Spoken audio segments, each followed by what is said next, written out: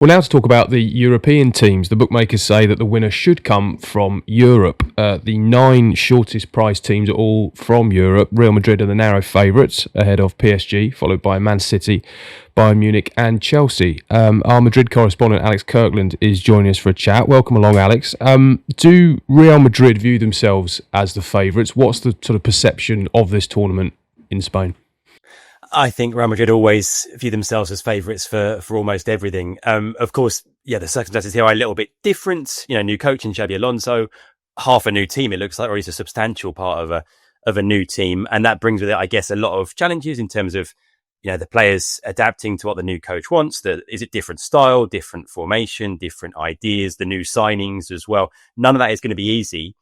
And I know for a fact that Xabi Alonso doesn't view it as ideal either. I think his preference would have been to sort of come in after this tournament and sort of start with a little bit more lead-in time, rather than literally Real Madrid's players are back in training, a few days before they fly off to the US for this tournament. So not a lot of time for him to do what he wants to do.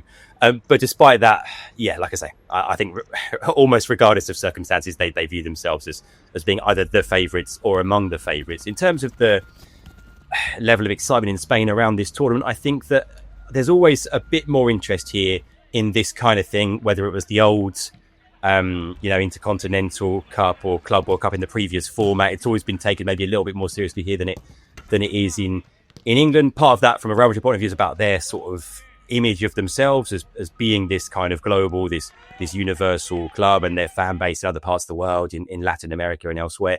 In terms of Atletico Madrid, they're delighted to be there, to be honest. Of course, there are 2 Spanish teams there, and the fact that it's not Real Madrid and Barcelona, the fact it's Real Madrid and Atletico, is a big deal for them. I think it means something to be one of those 2 La Liga representatives. So they're excited to be there, and they had a disappointing end to the season, much like Real Madrid did. So both of these teams have something to prove. But there's a lot for Real Madrid to kind of get sorted in terms of Xabi Alonso hitting the ground running, trying to sort of communicate his ideas and how he wants the team to play, and getting all that together in a matter of days before this kicks off.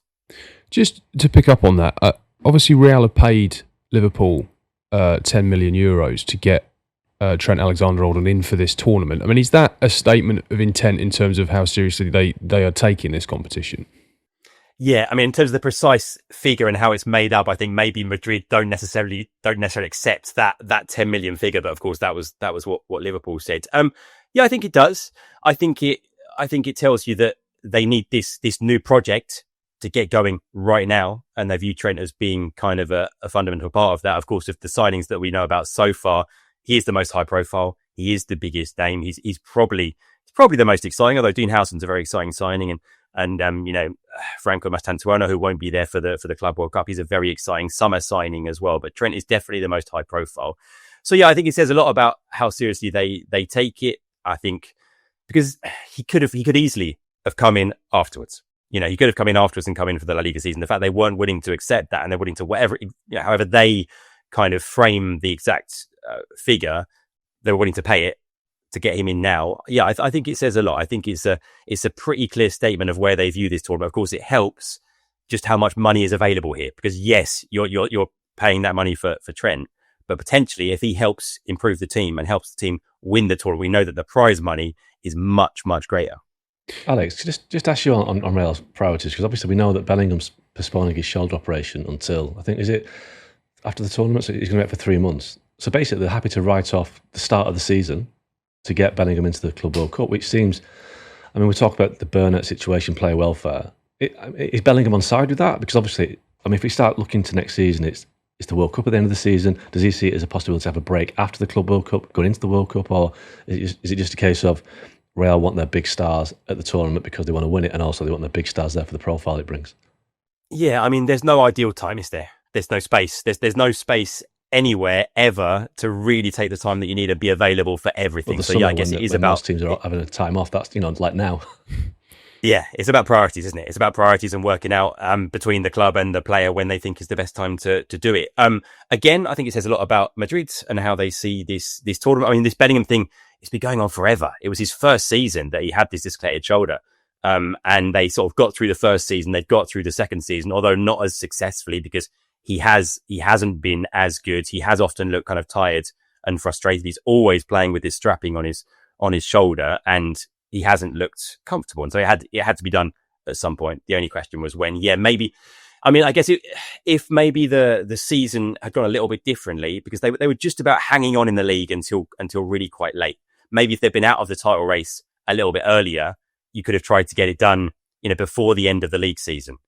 But then, you'd have missed this tournament. So clearly they want him there for this tournament, and they're happy to sacrifice, as you say, exactly how much time out. Let's see. But certainly he's going to be missing a good chunk of the start of the La Liga season, weeks and weeks. And I guess they think that's a price worth paying. I think they can get through that time without him and get him back when it really starts to matter, and hope that his absence hasn't led them to drop points. But I mean, I have no doubt that process and that decision would have been taken in consultation with him for sure.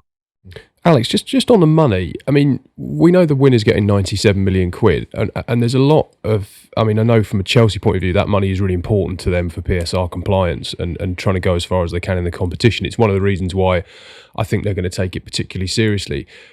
In terms of Madrid's finances, how important is it for them?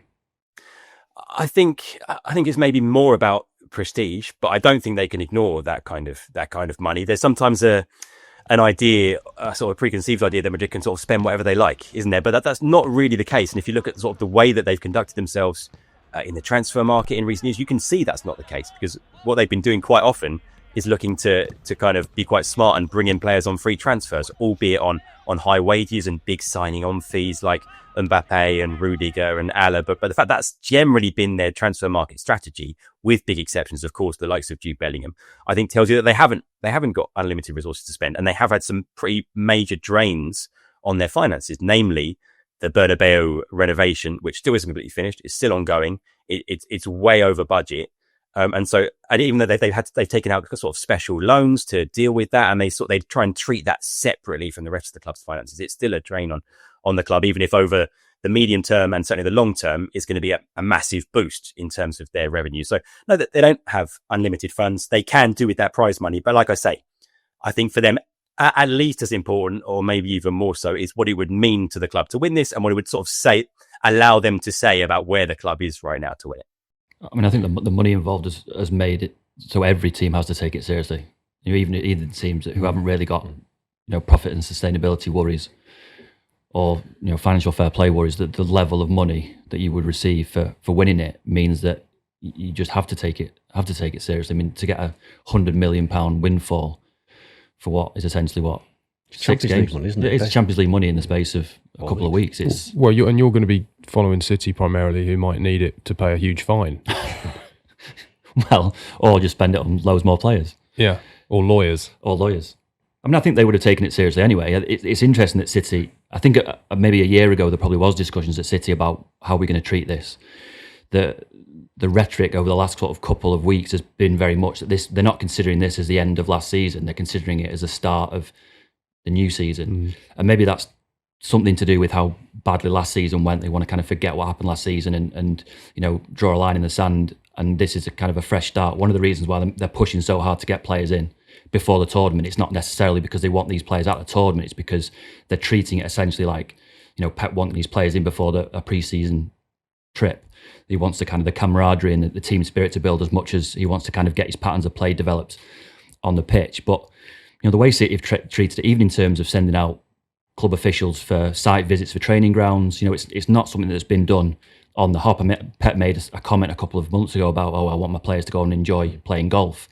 I'm sure there's an element of truth in that, but it's very, very much focused on winning it. I think there's a tension at City between the hierarchy who want to do well in this competition and want to represent City, because we know that Man City have got a lot of catching up to do still on the historic clubs, the Liverpool's, Man United, Barca's, Real Madrid, Bayern Munich. They want to be there to kind of plant their flag.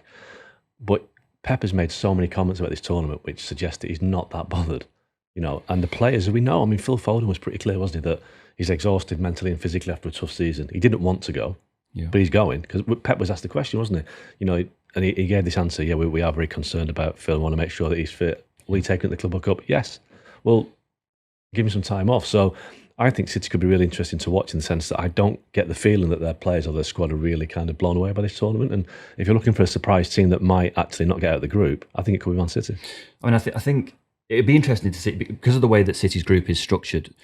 They play Juventus as their last game. Now, we're kind of expecting City to rotate for the first couple of games, and then when it gets to Juventus, maybe start picking his strong. And he did it in the last edition of this in Saudi Arabia. They played the Red Diamonds in the semi-final, and he rested a load of players. They won really comfortably, and then he brought all his starters back for the final against Fluminense, and obviously won that really comfortably. I wonder whether they're going to do something similar and rest a few players or rotate for the first two games. Once it gets to Juventus, essentially you could play Champions League teams all the way through to the final. I think if you throw a quarter-final against Real Madrid, for example, in front of Erling Haaland and Ruben Dias and Ederson, I think probably their motivation, their own kind of motivation would take over in that instance, and they would want to win those games simply because they're competitors and that's what they're here to do. I can't see them kind of easing off in games against really high-profile European teams at the end of this competition, which makes me think that they will do quite well if they get through the first sort of 2 or 3 weeks. Alex, do you think, obviously there's going to be a degree of experimentation, I suppose, when Xabi Alonso is trying to bed in these new players. I know this is a difficult question to answer because you haven't got a lot to go on, but do you think they'll pick their strongest team straight away, or do you think they'll try and ease their way into it? Well, yeah, like you say, there's so much that we don't know. There's so much we don't know in terms of exactly what kind of system he's going to want to employ, the shape of the team. I think it'll be a bit of a mixed bag because you've got players who are going to have had very little rest. If players, big name players, of course, are over in South America right now, for example, with the international qualifiers, the likes of Vinicius Junior.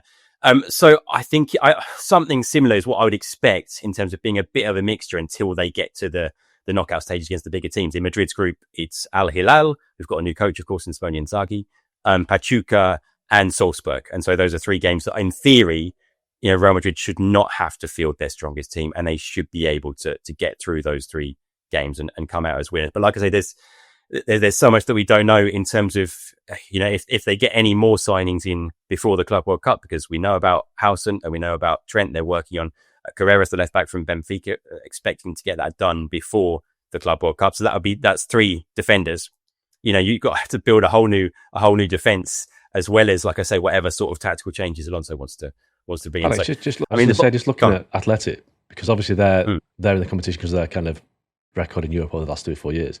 They're in a pretty tough group. They're in with PSG, Botafogo, who are the South American champions, and Seattle, who are the hometown team. Well, the home team in the sense that they're based in the US. Luis Enrique said after the Champions League final that they really want to win it. It's the cherry on the cake of their season. So PSG will obviously drive hard to win it. Do you think Atletico are in a decent shape to actually challenge to win it?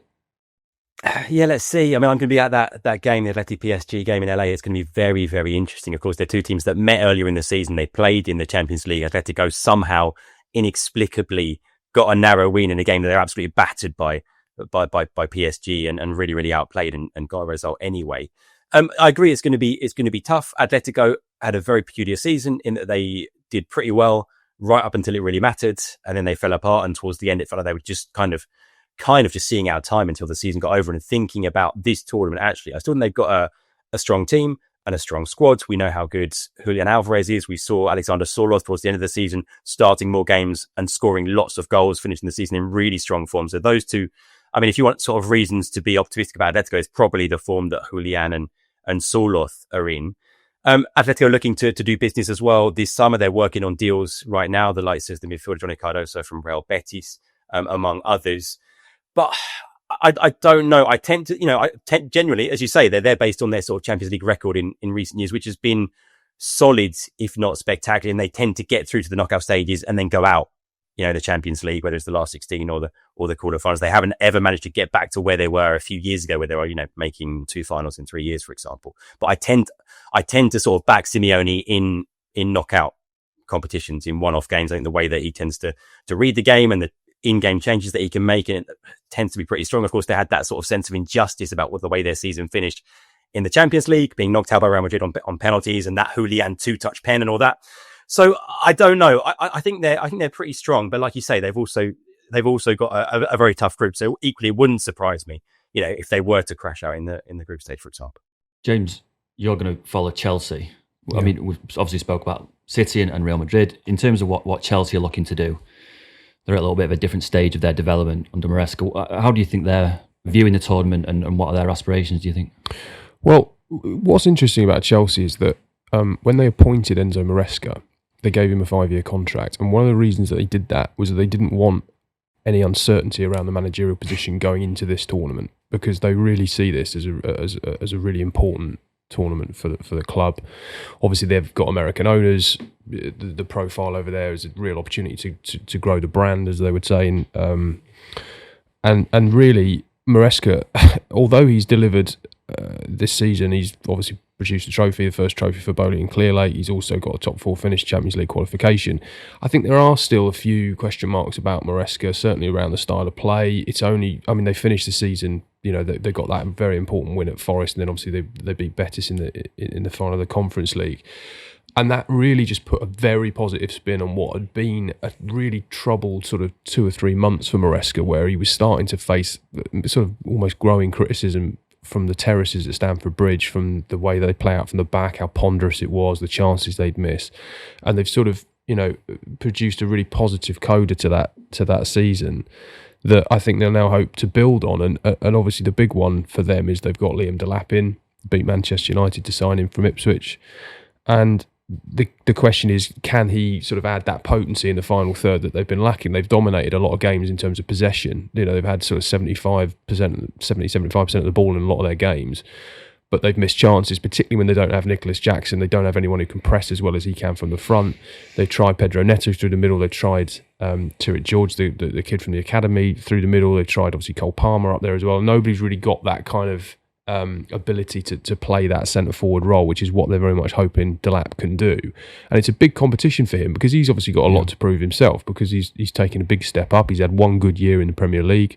Obviously the level of scrutiny is going to be transformed for him. And it's an opportunity for him to hit the ground running. And I think there's also, from what I hear behind the scenes about Chelsea as well, that they are similar to City, sort of looking at this as well as, yes, this is a tournament for now, but it's also the start of next season, really, for them. So they're not going to, I think the plan is at the moment that they won't have a sort of pre-season tour after this. They're going to have, they're going to try and give the players 3 weeks off, if that's possible. And then they're going to condense their pre-season into a 2-week training block at Cobham. They won't go anywhere, I don't think. So in terms of, as you talked about, the camaraderie and team bonding and all that kind of thing, they're going to try and do that in the US. Just on Maresca, though, this tournament specifically, that if Chelsea were to go out of the groups, for example, compared to making it to the last 4 or reach the final or win it, say, does the attitude from fans around him change when they all get back into Stamford Bridge at the start of next season, or will it just be written off as, oh, we never really cared anyway? I think it's a free hit now for him because of how they finished the season. Yeah. I think not only did he get them Champions League football when it looked like they were probably going to miss out, but he's secured one of their best second half performances, really, under him in that final in Betis to get the trophy. Yes, it's the Conference League. Yes, they were odds on to win it from sort of September, and everybody expected them to do so. But they, you know, having played dreadfully in the first half, they then really sort of turned it on in the second half, and it I think has given Maresca a stability and a bit more authority actually as a manager, to sort of say, look, there are green shoots here. There are reasons for us to be optimistic about the way that we're playing. And actually, because we've been missing players through injury and obviously there's still, despite all the money they've spent, they're still looking to improve the squad. They still feel there's changes they need to be made there. He's only been there a year. He will argue that in the second season, you know, he should be able to kick on. I think if it was an absolute disaster, you know, they did go out in the group stage and they didn't win a game, which it would be looking at their group. Yeah, I mean they've got a very winnable group, and obviously they've only just found out they're playing Los Angeles because you know up until, you know, very recently it was going to be Club Leon, wasn't it? But you know, they should. I think barring a catastrophe, this will be written off, and come August they'll be expected to kick on. They'll be expected to do better. But Maresca, I think, bought himself some time with the last sort of 3 weeks of results. Just 3 more European teams we should mention, really, with respect to Porto and Benfica and Dortmund. I think Inter obviously got to the Champions League final, didn't play particularly well, that got beat 5-0. They've just got a new coach, Christian Kivu. I'm not sure that they'll be competing, looking at the age of their squad and how they performed in the final. But you've also got Bayern Munich. You know, Harry Kane has got his first trophy. He'd love to win a World Club Cup, I guess, in the US. And PSG, who absolutely tore Inter apart in the final. Fantastic team, great players. I mean, I think PSG have got a real chance in this tournament. I feel sorry for them. It's going to be difficult, isn't it, for these teams, particularly those two who got to the final, to go again so soon. Well, that's why I feel really sorry for PSG, because historically, if you win the Champions League, you're odds on to be crowned Club World Cup winners. It happened to City when they won They went to Saudi Arabia and won at a canter, and now PSG have come through an entire Champions League campaign. Obviously, they're a bit of a walk in the park in the final, but have now got to lift themselves to go again to win a tournament that they're quite a young team. I just think they've got the amount of the energy to go again. I look at Inter, look, old and need a rest. I think the PSG squad might just think, let's take it on. Bayern again, maybe somewhere in between because they've got quite an aging squad as well. But I think PSG was so good, not just against Inter, but against Arsenal, against Liverpool. They look a team that could take anybody on right now and win. I think PSG are probably the favourites. I just think there's a lot of pressure on PSG now because they're going to be considered to be a massive scalp heading into the tournament as reigning European champions. Yeah, I think PSG have got quite a tough group. They've got Atletico and Botafogo, champions of South America, and Seattle, obviously being a team from MLS, will know the conditions. So I still think PSG will get out of it, but I just think PSG, for me, are the favourites because they've got such a young, vibrant, talented squad. Well, it could go one or two ways, couldn't it? Either they turn up and they're just shattered already because of the energy they've exerted and they just bomb out the group, or they kind of ride that wave of momentum and go on and do quite well. Alex, just to finish from you, how disappointed are Barcelona not to be in this competition? Very, very. And talk about the money and the finances. For them, it really would be, even if they're in a slightly better position than they were a year ago, or certainly 2 or 3 years ago, it would mean a lot for them to be there financially. I guess you have to try and spin it as a benefit and say, okay, at least our players, having just had a really good season, a really demanding season, first season under Hansi Flick, where they've done a domestic double, went into the semis in the Champions League and did really well. You get a proper summer, and you get a bit of a break, and then you look to go again next year. So maybe you just try and spin the positives. But no, like I say, they, along with Real Madrid, are the two teams that would expect to anything like this. If there's Spanish representation, they would expect to be there, and they're not. So I think that's got to sting. But like I say, the fact they've had such a positive season, the mood there is really, really positive now. Couldn't really be much better in terms of how that sort of project is going under Flick after year one. I think that helps them to cope. Do you think we've seen some kind of strange additions to this tournament in terms of qualification? Do you think in the years to come that if a team's won its domestic title in Spain or England or in Italy, they might just find a way in, especially if they've got the world's best player in Lamine Yamal? It seems that a big, obvious hole in the tournament that these... You can't know, can you? Because it's every 4 years. I know, but... So Chelsea in this tournament, having won the Champions League 4 years ago, there's one player that played in the final that's still at Chelsea. Yeah. That Reece James. It doesn't kind of reflect the actual here and now, does it? The here and now is that Liverpool are the champions of England, Barcelona the champions of Spain, Napoli the champions of Italy, and none of them are there. So how can it be the Club World Cup if 3 of the best teams in the world aren't there? And the best player in the world right now is definitely not there. I just think it's what would happen, say, if Liverpool win the Premier League title on the final day of the season, and then in 3 weeks you're expected to have an entire trip to... And I agree, but it's the tournament is a strange. Well, it is because I think lots of casual football fans are going to tune in and go, "Where are Barcelona?" Yeah, where's Lamine Yamal? Well, yeah, he's going to be at home. Having a rest. Having a rest, yeah. All right, well, thanks, Alex, for joining us. We'll see you out in the States. Safe travels. Lads, who have we not talked about? Who are you looking forward to seeing? Any particular teams that you might not on a weekly basis travelling around to get to see that you're quite excited by? I think Al Hilal are the ones to watch. I think that the Saudi Pro League genuinely think that they could challenge Europe's top 5 leagues with continued investment like we've seen. Al Hilal have got Ruben Neves, João Cancelo, Mitrovic. They're trying to get Osimhen. They've just hired Inzaghi, who is one of the most sought after coaches in Europe. They've got, I'm just looking at the group, they're in the same group as Real Madrid, but they've also got Red Bull Salzburg, who are in theory the weakest of the European sides who are there. Al Hilal would have every chance of getting through that group, and then it's knockout, and you just don't know. I think it would make a massive statement for Saudi Arabia and Saudi Arabian football if Al Hilal were to get quite far into the tournament. It was interesting. Just listening to Ivan Toney talk a couple of days ago about people, everyone's judging the Saudi Pro League when you haven't seen it. Come out and watch it. I suppose it is going to be a real test, actually, of that league, representing that league and that league standard. And it shows. It's all very well Ivan Toney saying, "Oh, the standard's great," but none of us really watch it week after week. It is a test of the league to see how far they are away from actually competing. And I think when I went to Saudi Arabia with City in 2023, I think it was Al Ittihad possibly, who didn't get past the semis or the quarters, and there was quite a distance between Fluminense and City as the 2 top teams and everyone else. Now, the way that this tournament's structured would allow a team of lesser quality to get quite far if they have a good tournament. But if Al Hilal were to go out in the group stage, I think that would be quite, embarrassment is probably too strong a word, but massive disappointment for them, given the investment that they've had, and particularly if they've got Inzaghi in the dugout and Osimhen up front, they would expect to do quite well. I mean, I think the one thing with this tournament I would have liked to see is just a straight draw, so not seeded at all.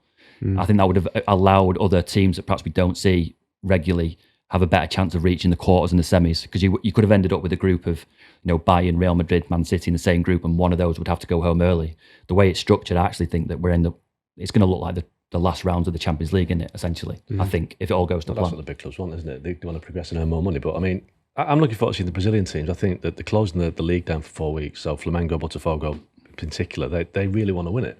And I think it'd be great for the tournament if one of those won it, actually, that it would show that there's still this kind of, this pipeline of talent in South America that doesn't just get picked up by the European clubs at 16, 17, that they have got the ability to win it. I think the conditions will favour them. They'll have massive support. So I think the Brazilian teams will be worth watching. But I think one kind of outsider that I think, again, in Man City's group, we'd had Casablanca, because we saw that Morocco at the World Cup had a run to the semi-finals, and they shocked everybody, the quality of the team. They could be underestimated by Juventus or City. So I think Wydad could be a team that is worth watching. It's worth noting the first time that this tournament was organised in this kind of format, not the same format, in 2000 when Man United went after the treble.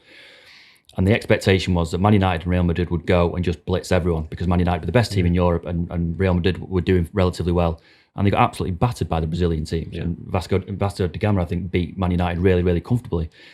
There is the possibility of some of these teams, or the European teams, if they don't take it seriously and don't focus in the right way, getting quite a big shock from some of these teams, especially if you talk about the Brazilian league shutting down. Yeah. The 11 games at the season, so they're all fresh. They're not had a 60, 70 game season. That's a massive thing, that. Well, you convinced me. That's a non-European winner of the Club World Cup. You heard it here first. Well, thanks for tuning in. That's all for now, and we'll see you again soon.